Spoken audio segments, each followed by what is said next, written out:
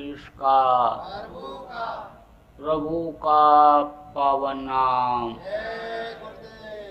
प्रभु का पावन नाम। जय गुरुदेव।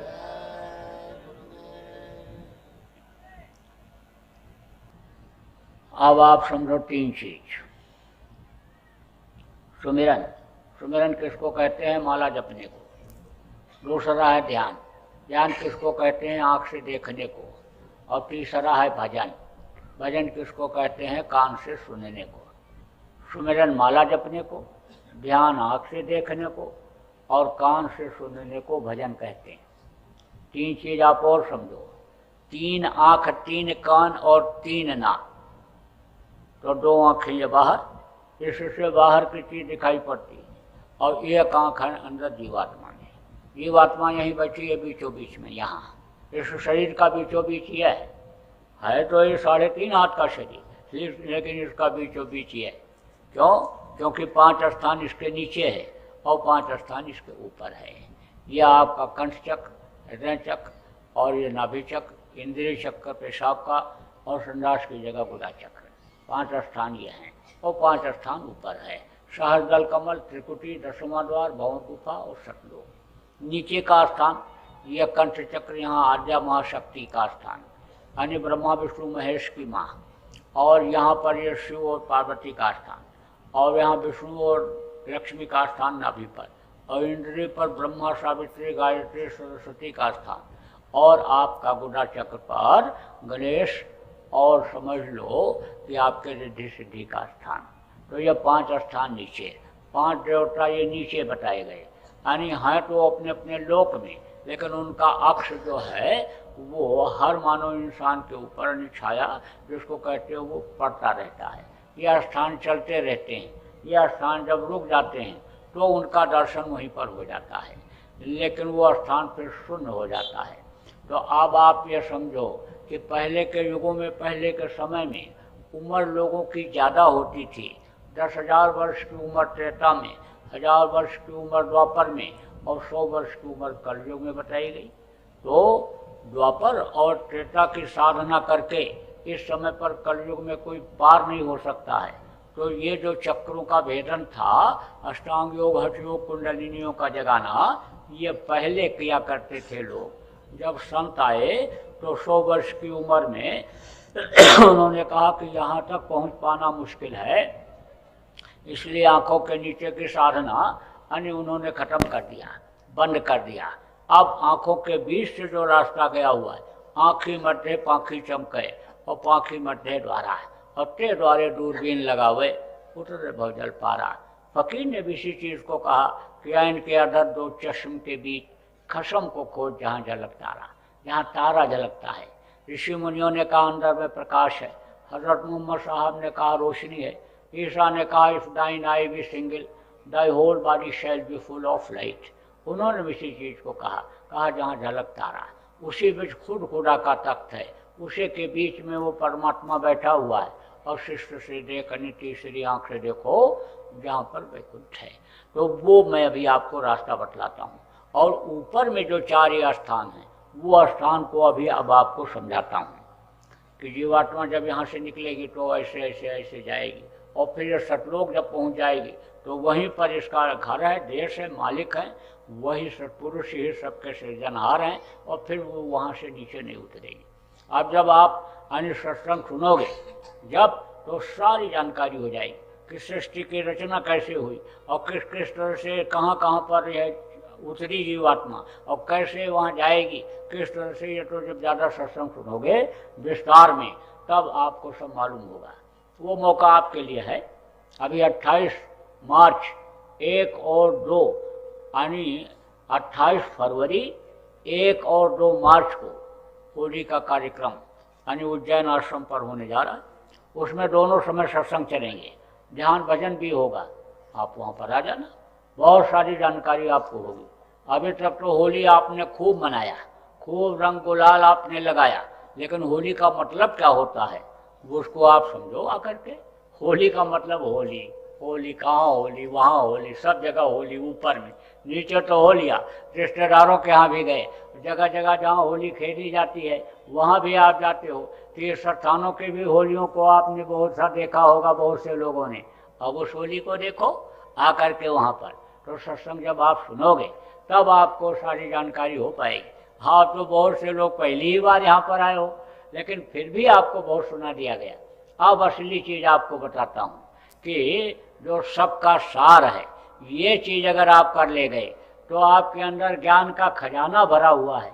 ये शब्द जहाँ से उतरा है, विद्या जहाँ से उतरी है, जब वहाँ पर आप पहुँच जाओगे तो आपके अंदर बहुत ज्ञान हो जाएगा। कहा ना, पोथी पढ़ कर जग मुआ और पंडित भयानक होए, और ढाई आखर प्रेम से पढ़े सो पंडित होए।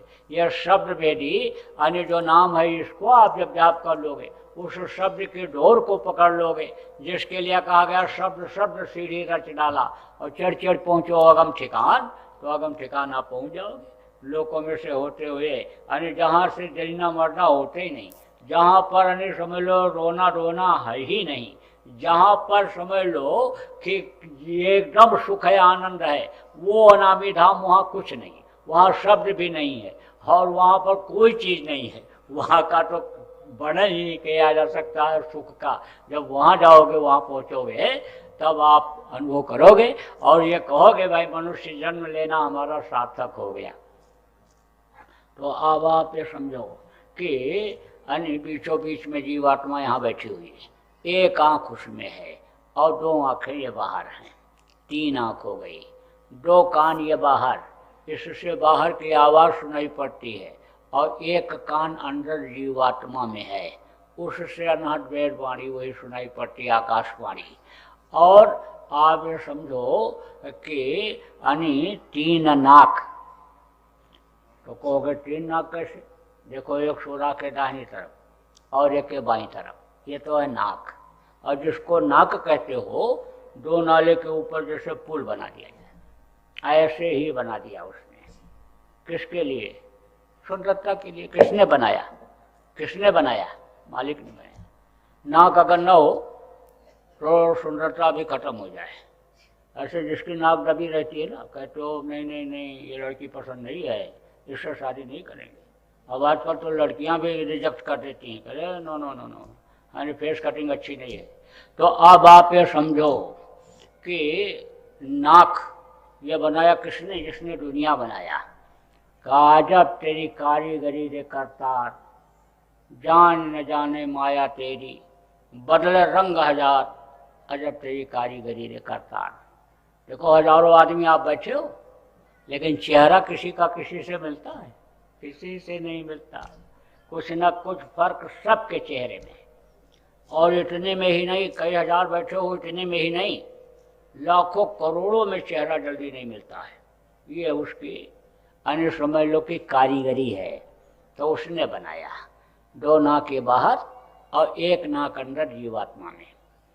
उससे ऊपरी लोगों की खुशबू मिलती है, और वो खुशबू जब मिल जाती है तो वो उतरती ही नहीं है। रात को कोई भांग पी ले, गांजा पी ले, सुबह नशा उतर जाएगा, लेकिन नाम खुमारी नान का चढ़ी रहे दिन रात, यानी वो नशा उतरता ही नहीं है। तो वो अन्य खुशबू उस नाक से मिलता है, अंदर वाली नाक से, जीवात्मा के नाक से। तो तीन आँख, तीन कान, तीन नाक, सुनती करनी पड़ेगी?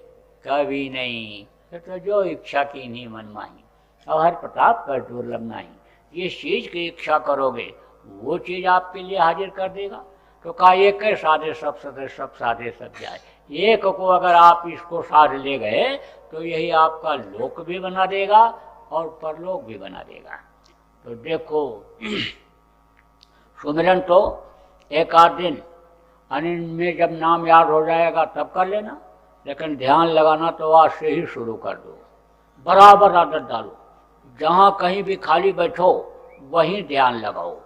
ट्रेन में जा रहे हो, बस में जा रहे हो, दुकान पर कोई काम नहीं, घर में कोई काम नहीं है, दफ्तर में कोई काम नहीं है, तो आंख बंद करो, ध्यान लगाओ, समय बेकार मत करो। तो अभी तो मन ये नहीं कहेगा ध्यान लगाने को, लेकिन जब लगाने लगोगे तो खूब लगवाएगा।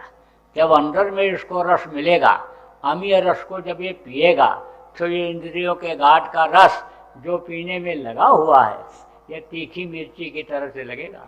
इसलिए बराबर आदत डालो और नागा मत करना, यानी गैप मत करना। 10 दिन करोगे, 2 दिन अगर छोड़ दिया तो फिर मन नहीं कहेगा ध्यान लगाने को। इसलिए आदत डाल लो आज से ही। तो 5 मिनट के लिए बैठ जाओ, सीख लो कैसे लगाएंगे ध्यान। भक्ति करनी पड़ेगी, कभी नहीं तो जो इच्छा की नहीं मन माही, और हर प्रताप कर दुर्लभ नहीं। जिस चीज़ की इच्छा करोगे वो चीज़ आपके लिए हाजिर कर देगा। तो कहा एक है साधे सब सदे, सब साधे सब जाए। एक को अगर आप इसको साध ले गए तो यही आपका लोक भी बना देगा और परलोक भी बना देगा। तो देखो सुमिरन तो एक आध दिन में जब नाम याद हो जाएगा तब कर लेना, लेकिन ध्यान लगाना तो आज से ही शुरू कर दो। बराबर आदत डालो, जहाँ कहीं भी खाली बैठो वहीं ध्यान लगाओ। ट्रेन में जा रहे हो, बस में जा रहे हो, दुकान पर कोई काम नहीं, घर में कोई काम नहीं है, दफ्तर में कोई काम नहीं है, तो आंख बंद करो, ध्यान लगाओ। समय बेकार मत करो। तो अभी तो मन ये नहीं कहेगा ध्यान लगाने को, लेकिन जब लगाने लगोगे तो खूब लगवाएगा। जब अंदर में इसको रस मिलेगा, अमीय रस को जब ये पिएगा तो ये इंद्रियों के घाट का रस जो पीने में लगा हुआ है ये तीखी मिर्ची की तरह से लगेगा। इसलिए बराबर आदत डालो और नागा मत करना, यानी गैप मत करना। 10 दिन करोगे, 2 दिन अगर छोड़ दिया तो फिर मन नहीं कहेगा ध्यान लगाने को। इसलिए आदत डाल लो आज से ही। तो 5 मिनट के लिए बैठ जाओ, सीख लो कैसे लगाएंगे ध्यान। सब कोई कर सकते हैं। छोटे छोटे बच्चों की अच्छी साधना बनती। अभी उधर तुमकुर में हम गए थे और वहाँ बताए 9000 बच्चे पढ़ते हैं। 9000 बच्चे वहाँ बहुत बच्चे थे। 9000 उसी मठ में हुआ था, स्कूल में वहीं पर कार्यक्रम। अब वो छोटे छोटे बच्चों को खबर आ रही है कि वो भी बैठते हैं और उनको भी सुनाई पड़ रहा है, दिखाई पड़ रहा है। तो अब आप ये समझो कोई भी करेगा तो दिखाई सुनाई पड़ेगा। और थोड़ा सा देखो, जीवों के जान को बचाने के लिए आप शाकाहारी का प्रचार करना, लोगों को शाकाहारी सदाचारी बनाना बहुत ज़रूरी है। अगर शाकाहारी सदाचारी आप नहीं बनाओगे तो प्रकृति के नियम के खिलाफ ये काम करेंगे। इनकी बुद्धि ठीक से काम नहीं करेगी तो माँ बहन बहू बेटी की पहचान आँखों से ख़त्म होगी। तो माँ बहन बहू बेटी की पहचान जब ख़त्म हो जाती है तब क्या होता है? सर्वनाश होता है, तब महाभारत होता है, तभी जो है अनेक कयामत आती है। इसलिए थोड़ा सा बचाना है अनेक जरूरी है। तो इनको शाकाहारी सदाचारी बनाओ, बराबर प्रचार प्रसार इस बात का आप लोग करो।